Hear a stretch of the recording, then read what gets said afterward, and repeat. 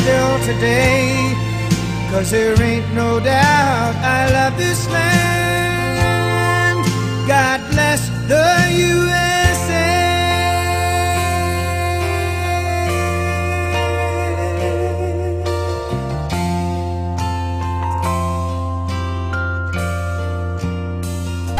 The thing that's always going to be stuck in my memory about this Boston Marathon bombing is how the citizens of Boston reacted. Mostly it amazes me how America has changed. I was just thinking, if this had happened in 1963, I think the citizens would have reacted like, hey, this is a broadcast to all the men in Boston. There's a little shit Mohammedite that blew up some women and children.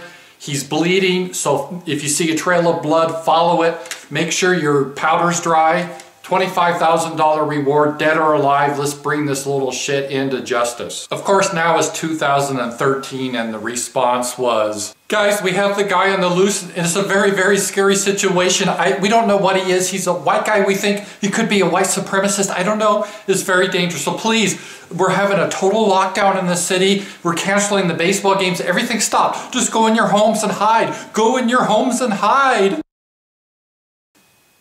Yeah, things have changed a little bit in Boston since the Revolutionary War. One 19-year-old skinny kid with a gun shut down a city of 7 million people and had grown men hiding under their beds. See, the mayor had the city of Boston under lockdown. And I hate that term lockdown. They started to use it in schools where they panic.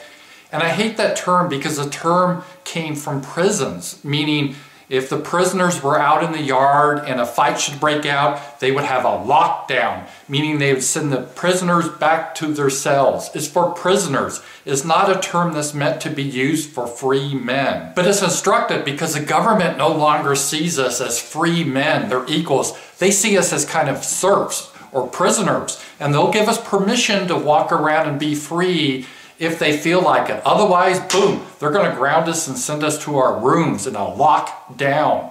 Could you imagine such a thing, trying to pull that in 1776 with people like Sam Adams and those sorts? Hell no, it'd be a revolution. But our guys were like, oh, okay. And they hide back in their rooms and obey with the government while tanks go through the streets. Because one guy that's 19 years old is on the loose. And then when they arrest this kid, an American citizen, the government decides, well, we don't have to respect his constitutional rights or Miranda rights because of public safety. And so many stupid-ass conservatives waving the flag agree with that. Like, you're too stupid to realize that is no different than a country like North Korea then. Because once a government can pull the public safety card, it doesn't have any meaning. They can always use that, and one day it will be used against you. But you're too stupid to see that. We need these protections to protect us from the government. I tell you what, our government is 10 times, 100 times, 1,000 times more of a risk than some stupid Mohammedite that blows up people.